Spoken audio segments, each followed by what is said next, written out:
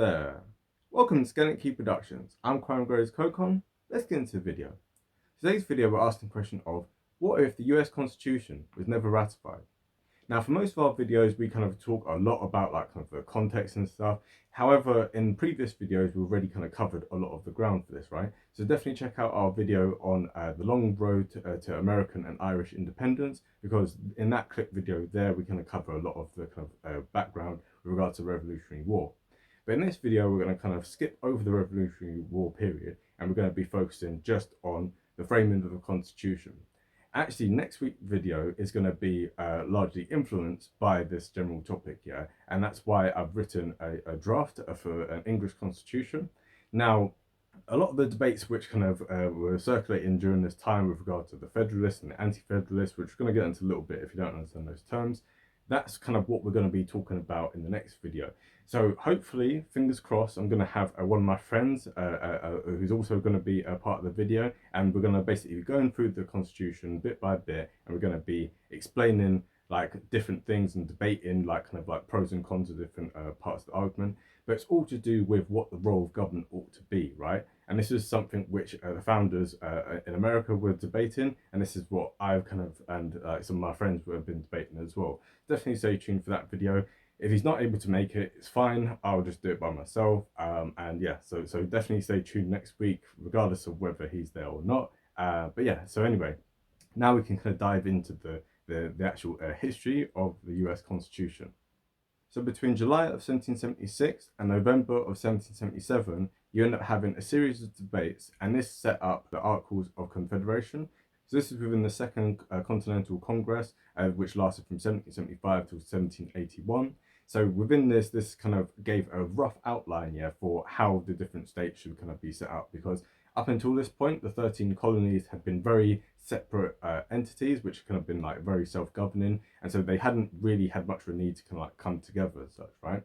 But the idea was that, you know, moving forward, these guys were going to be united in a kind of confederation, right? So the difference between a federation and a confederation is this. So in a federation, you have a central government and you have states below it, but the states are beholden to the federal government, right? So the federal government is where all the kind of power is centered and stuff, and the states are subordinate to it.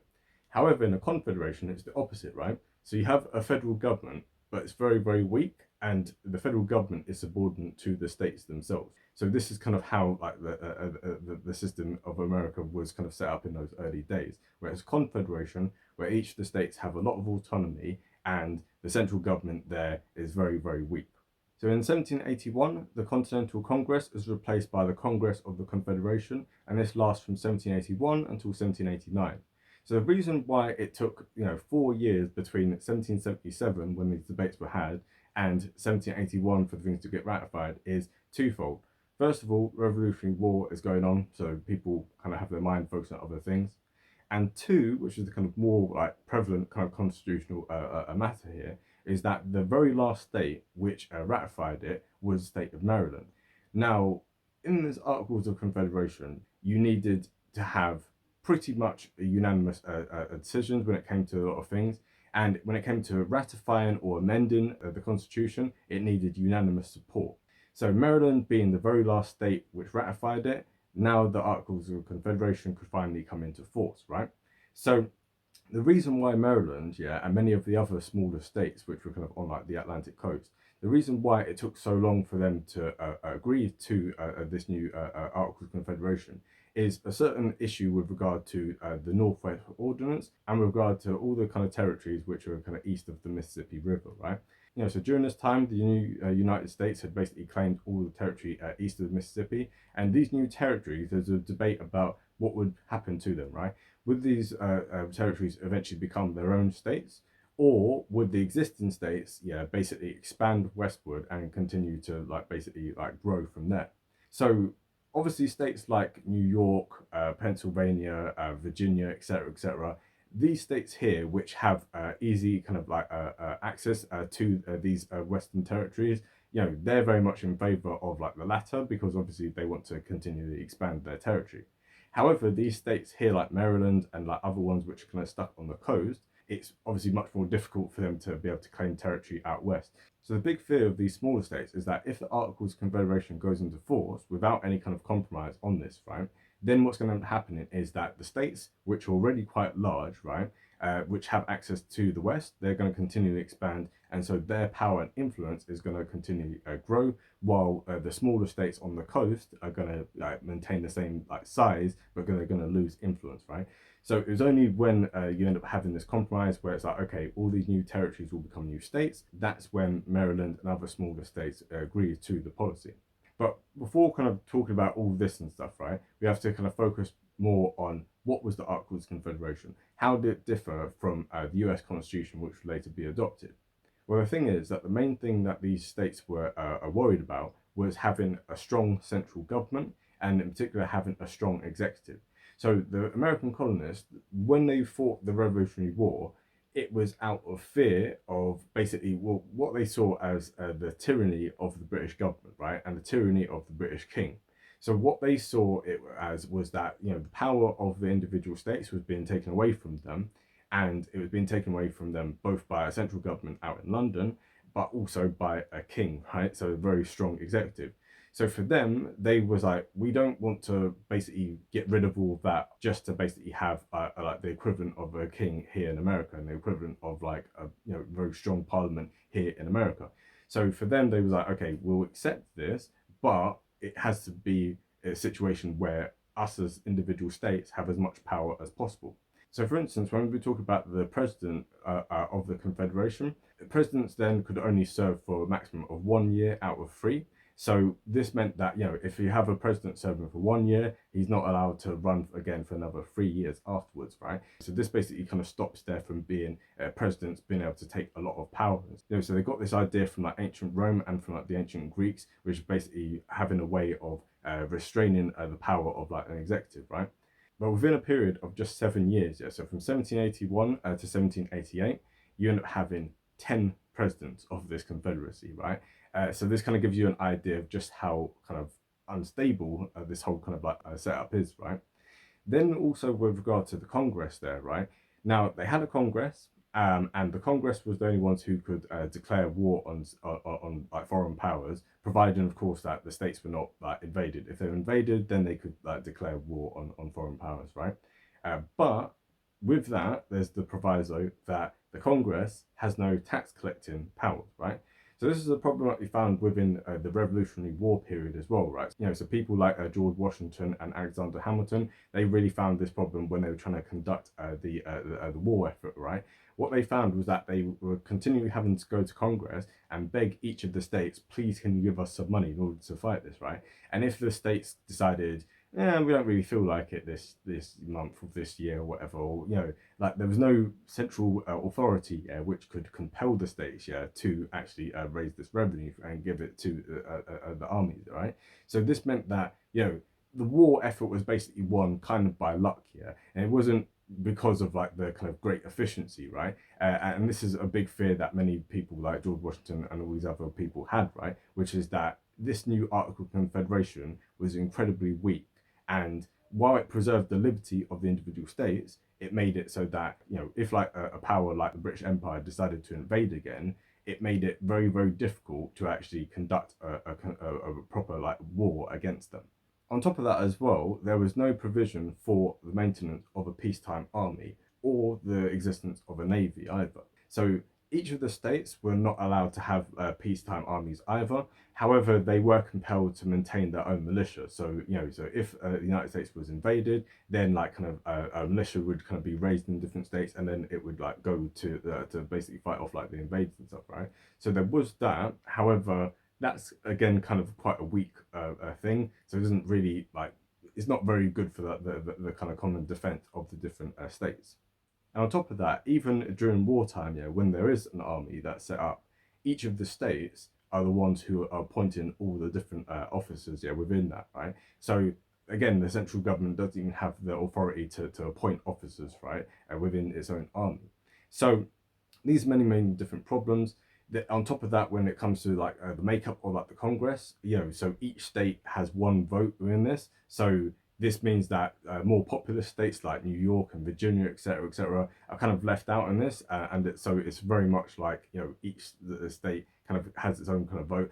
On top of that as well, we're going to talk about term limits. So as we said, the president is limited to 1 year out of 3. The Congress, right, they're limited to just 3 years out of 6, right? So it's again this kind of constant rotation and stuff, just to make sure that there's never the creation of this kind of strong political class within the federal government. So all of this makes for a very weak government but very strong states.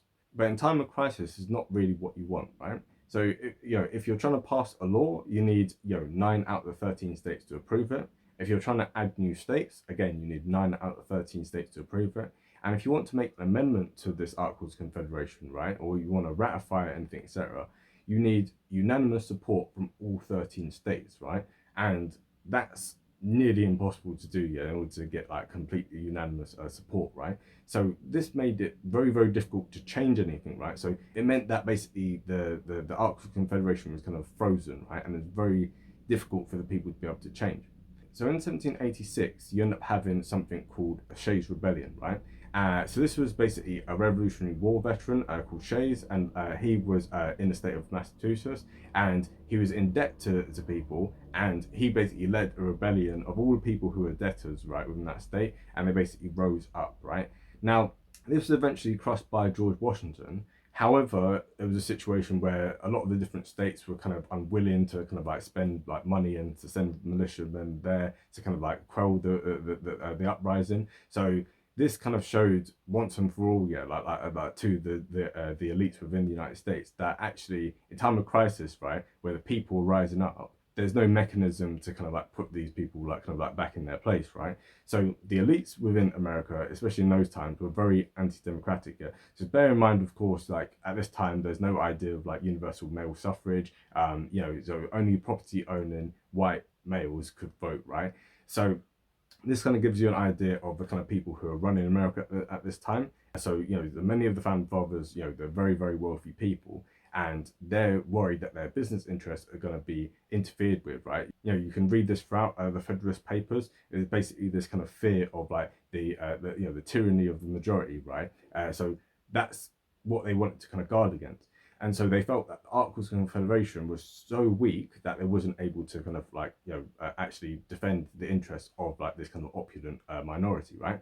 So in 1787, Shays' Rebellion is finally crushed. And that's also the same year you end up having the Constitutional Convention, which was in the city of Philadelphia.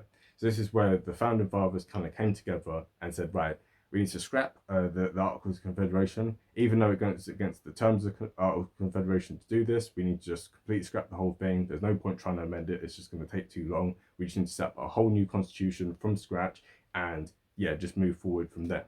So within this new constitution, you're having debates about how the different things will be kind of set up and stuff. So for instance, you had the Virginia plan and you end up having the New Jersey plan, right? So the Virginia plan, so Virginia obviously is was the largest state at that point in terms of population. And so what they wanted was a bicameral legislature, which was going to be determined by population. So this obviously favored Virginia and other larger states with larger population. So in many ways it's more democratic, but at the same time, it doesn't really help the smaller states with smaller populations. On the flip side, having New Jersey, which is one of the smaller states, and that was very much in favor of having, each state with just one vote, and it's in a unicameral Congress, right? So rather than it being bicameral, where you have a House of Representatives and a Senate, in this case here, it would just be the equivalent of just a Senate, right? And this would give each state just one vote within this. So what ended up being brought instead was the Connecticut Compromise, right? So this is where you're having essentially the current system that America has at the moment, where you have a House of Representatives, which is a representative of the people, and it's based on population.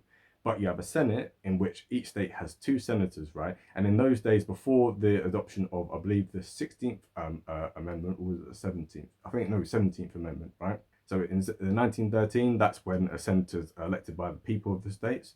But before this period, it was a situation where the state legislatures were the ones who appointed the senators. So the senators were sent to Washington, D.C. in order to represent the interest of the state which they came from. So this is how the system was basically set up. However, the easy part was just coming together and trying to work out what the new constitution should look like. The hard part was now trying to get the different states to ratify it, right? So obviously within the Articles of Confederation, this is highly unconstitutional, right? This is highly illegal what they've kind of done, right? So to completely scrap the whole thing without this unanimous approval of all the different states, this meant that a lot of the states were going to be hostile right off the bat. And so three of the so-called Federalists, so the people in favour of the Constitution, these became known as the Federalists. So in particularly in having three of them, who were Alexander Hamilton, James Madison, and John Jay. And these three came together, they collaborated, right? And they decided that over a period of several months, they would come together and write what became known as the Federalist Papers, right? These are a series of 85 different essays which were published in mainly New York-based newspapers, which were obviously distributed around the country. And these basically made the argument defending the Constitution. So some of the papers are kind of focusing on like the overall reason for why we need a new constitution in general. And then other parts of it is kind of focusing more on the specific areas where they know that there will be a lot of opposition, in particular with regard to the powers of the president and with regard to the power of the Supreme Court. And there's many other kind of things within it as well, like such as like the ability to raise taxes, etc., etc. So these things here became known as the Federalist Papers, right? Now, in opposition to these, you end up having so-called anti-Federalist papers. Now, there's far less cooperation and collaboration within the anti-Federalists, but broadly speaking, you end up having people such as Patrick Henry, George Clinton, and also Richard Henry Lee, and many others as well, right? And they kind of came together and they wrote the Anti-Federalist Papers. Now, the Anti-Federalist Papers were not fully compiled together until 1981. Which kind of gives you an idea of just how disorganized their campaign was. And also as well, unlike with the Federalist Papers, where the Federalists are kind of arguing for one specific thing, they're arguing for this new constitution. However, the Anti-Federalists are opposed to the Constitution, but that's the only thing that unites them. So among these anti-federalists, you're having a wide range of different views, right? So some of them are basically saying, no, the Constitution is terrible, and we need to just stick with the Articles of Confederation. Articles of Confederation, there's nothing wrong with it, leave it alone, it's perfect the way it is. Some of them take into consideration what the Federalists are saying and go, okay, we hear what you're saying in regard to we need a stronger national defence and etc., but there's problems with this new constitution. It gives far too much power to an executive, gives far too much power to the Congress, and also with the creation of the Supreme Court, it's very problematic, because eventually you're going to have an aristocracy, right? This is a big fear many of them have, was that instead of being a more kind of democratic republic that was going to be set up, instead what you end up having is this tiny elite of people, who are basically going to act as aristocracy. So you're going to basically replace a monarchy with an aristocracy. But then on top of that, you end up having some of the anti-federalists who are saying, okay, this new constitution, okay, we can live with it. However, there's problems with it. And the main problem is, where's the Bill of Rights, right? It doesn't have a Bill of Rights in it. So if you're going to have this new central government with all these extra powers, what guarantees are there that the people and that the states are going to still have their liberty? What's the guarantee that then that this federal government's not going to just take power away? Because there's checks and balances within the different branches within this federal government. So the presidency is kept in check by this and by that, and etc., etc. But the problem is that what's keeping the federal government in check, right? So that's a big problem that they had, right? And actually, on this point here, the Federalists didn't really have much of a strong argument. So what ended up happening within our own timeline is that they end up being this kind of compromise where they went, okay, we'll keep the Constitution. However, we will add in a Bill of Rights, which will guarantee the rights of both the citizenry and of the individual states. And actually, the different contradictions within this are really brought to light within Madison's Federalist Paper number 38. I highly recommend that you guys listen to all of the Federalist Papers and all the Anti-Federalist Papers. You can find it in the link in the description here, which is, so you find it all on YouTube. It's for free, just listen to them. Some of them go on for a long, long time, especially Alexander Hamilton. I find him to be incredibly boring. But still listen to it anyway. But some of them you can listen to the whole thing and be like, you've not really said much. But some of them are really, really good. And Federalist Paper number 38 by Madison is just fire, because what he does is he just lists out all the different contradictions. He says, you guys are saying this, these guys are saying that, these people are saying that for different, etc., etc. So he just basically lays out like the anti-federalists and basically saying, you guys, like, your arguments are just silly, and like then there's no coordination between you guys, so why should we listen to you, basically. So definitely check out that one. If you listen to nothing else, just listen to that one. So now with this alternative history, we're going to look at basically what would have happened if they hadn't come to this compromise. Yeah. So what would have happened, for instance, if the Federalists didn't kind of consent to there being a Bill of Rights. That's what we're going to look into now. So within our own timeline, you end up having 5 states which kind of right off the bat, without too much opposition, they just consented to the new constitution, right? And these are the states of Delaware, Pennsylvania, New Jersey, Georgia, and Connecticut. So these 5 represent around 29% of the total US population. However, you still had to win over, the other 8 states, yeah, and the other, 71% of the US population, right? So these are the states which, even without a Bill of Rights, they still consented to it, right? However, when the Bill of Rights was added on, there end up being 4 more states, which consented to it. So finally, you end up having a final 4 states which hadn't yet ratified it, which were Virginia, New York, North Carolina, and Rhode Island, right?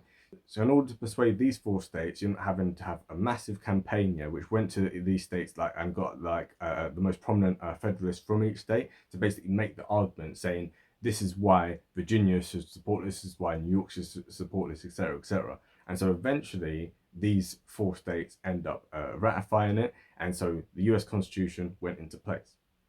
But if they hadn't have put in this Bill of Rights, what would have happened? So for the states which already ratified the Constitution was enforced in them. However, all the other states which hadn't ratified it yet, for them, the US Constitution didn't apply. So you still had a situation where some of the states were operating under the Articles of Confederation and some of them were operating under the new Constitution. So this causes a bit of a problem because, as you can see on the maps here, there's not a clear distinction between the people who are supporting the Articles of Confederation and the people who are supporting the Constitution. So more likely than not, if there had been no compromise at all, you would have either having a civil war or just like the country being divided and stuff, because you can't have some states being under the Articles and having some states which are under the Constitution. It doesn't really make much sense. And so this is a very, very difficult kind of issue. And I think that the only way that you could have had some sort of compromise, which both sides could have agreed to, is if the anti-federalists kind of came to terms and said, okay, we hear what you guys, the Federalists, are saying with regard to we need a stronger military and we need Congress to be able to raise taxes in time of war. So a compromise could have been, okay, having Congress being able to raise taxes during the time of war, and also for the president to last slightly longer than 1 year, so maybe he lasts for 3 years, maybe he lasts for 4 years, whatever it is, right? Just to be able to, give a little bit more leadership in time of crisis and time of war to be able to do this, right? So I think this is kind of the only way that they could have done it, right? If this sort of a compromise like this. If this compromise hadn't been reached, I don't know really what would have happened. Because in particular, there were 5 states where opposition to the Constitution was really, really strong. And these are the states of Massachusetts, New Hampshire, Virginia, New York, and Rhode Island. So Massachusetts, it was passed by just 52.7% of the state legislature. In New Hampshire, it was passed by just 54.8% of the state legislature. In Virginia, it was passed by just 53% of the state legislature.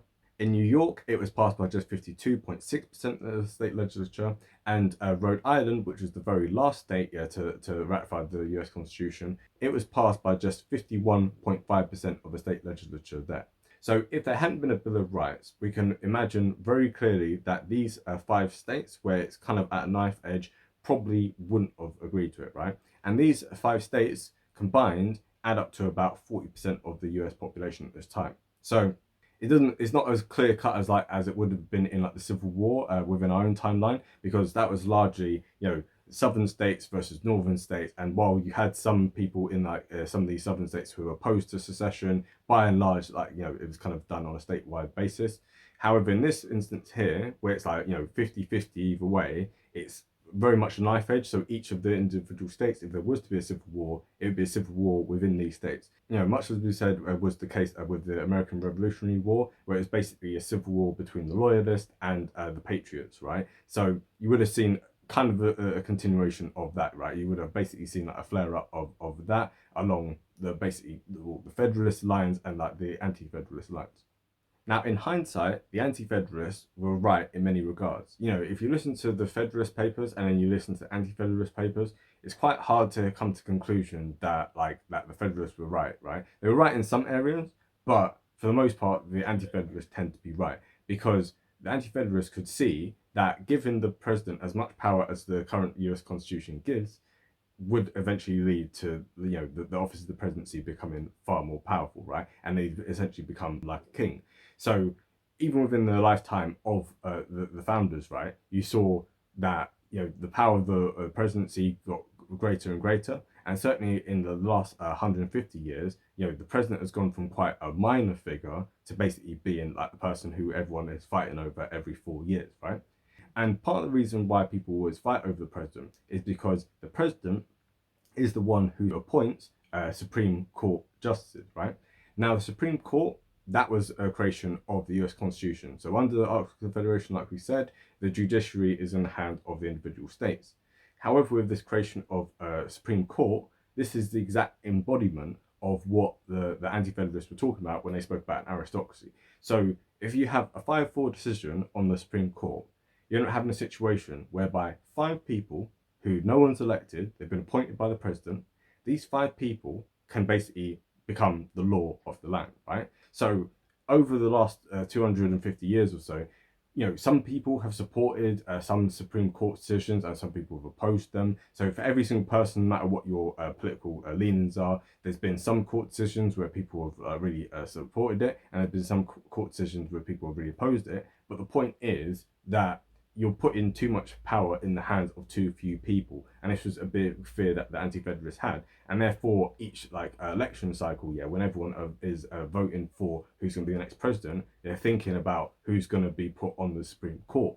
So all of this under the Articles of Confederation would never have been the case, if you didn't have so much power being given to the president, so much power being given to the Supreme Court, and also even within the lifetime of the founders, within the case of Marbury versus Madison, as the anti-federalists said, the Supreme Court would end up taking power which was not granted to it by the Constitution to become the law of the land, right? To basically be able to strike down laws as saying that they're unconstitutional, which is something which they warned about, but the Federalists said, "Oh no, don't worry about that. That won't ever happen," and it was true. So within this alternative timeline, where there is no US Constitution being ratified, what would end up happening is manifold, right? So first of all, the individual states would be a lot freer, in order to in terms of how they conducted themselves, right? However, the civil liberties of many of the people in some of these states would be drastically affected, right? So in particular, when we think about in our own timeline, the issue of slavery, right? So the issue of slavery at the time of the Civil War, the debate was about secession, and then it was about the institution of slavery itself and whether it should be abolished or not, right? However, within this timeline, the argument is focused very much on the argument about states' rights. So you hear about states' rights nowadays, right? But under a confederation rather than a federation, the argument for states' rights become even stronger, because the states are the ones who are sovereign. So if there was to be a civil war over the issue of slavery, it would be over the issue of, does the federal government have any authority to tell the states what to do or what not to do? Which means that in reality, especially with the limited power of raising tax revenue, etc., it would have been very difficult to have sent an army into the South to enforce it on people. And I think more likely than not, the states wouldn't have even needed to have split away, because the election of Lincoln, why would they have worried about the election of Lincoln if Lincoln would have had no power to have actually got rid of slavery even if he wanted to? So slavery as an institution in the South probably would have lasted till probably the 1880s, which is roughly the same time as Brazil abolished slavery at that time. Then after that, you'd have a continuation of basically an apartheid system, probably all the way into maybe the 1990s, If you look at apartheid, that ended in 1994. It's unlikely that, even if you look at like the civil rights era, a lot of that was to do with the federal government enforcing policies like kind of on the southern states, and ending segregation at a federal level, imposing that on the southern states. Left to their own devices, it would have eventually been done, but it would have taken a lot longer to have actually been accomplished, right? So that's something to kind of bear in mind here, that on the one hand, yes, like individuals would have had more freedom. At the same time, certain individuals would have had far less freedom under this timeline. And then finally, how would this have affected America on like a global scale? Well, America, for most of its history, apart from the last, 70, 80 years, has been isolationist, right? So it's only intervened when it's felt that it's beneficial for it to intervene. Whereas in the last 70, 80 years, America has been a kind of global hegemon, and they've been basically the policeman of the world, right? Now, if they still had this system here, where it's a confederation, more likely than not, America would be basically like Switzerland, right? Because Switzerland today is still technically a confederation. So how America operates in this kind of like isolationist situation, whereby the central government is very, very weak and the states are very, very strong, more likely than not, they would have stayed out of foreign conflicts such as World War I and World War II. And they wouldn't have had such a kind of expansive empire. Even something like the Louisiana Purchase, which we've discussed in previous videos, definitely check that out. More likely than not, something like that would never have happened under the Articles of Confederation, because even within our own timeline, it was very difficult, for Thomas Jefferson to get that approved.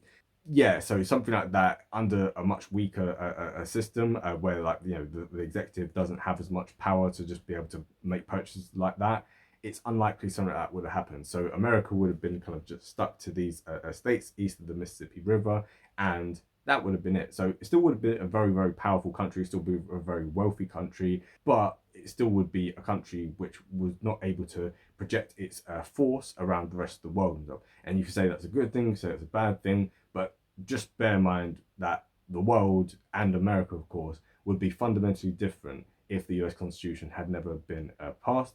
And I would say, in many ways, I'd say, as much as I don't like elements of the Constitution, and I think that there are things which need to be amended, there still is a situation whereby, on the whole, it was better that it was ratified than that it wasn't ratified.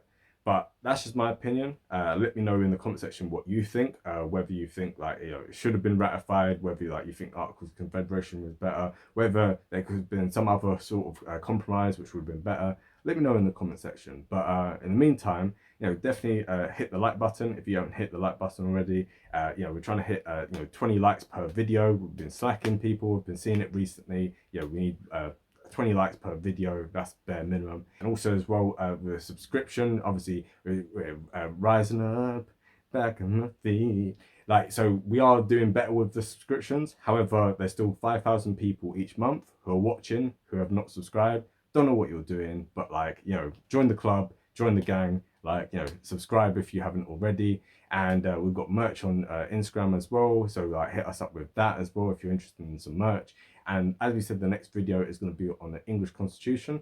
So definitely stay tuned for that. That's going to be quite a long video, because me and my friend here can talk for hours. We're going to try and condense it down to something more watchable, and also as well, obviously we're going to do a clip video on that, which is going to just take out the very best parts of it, right?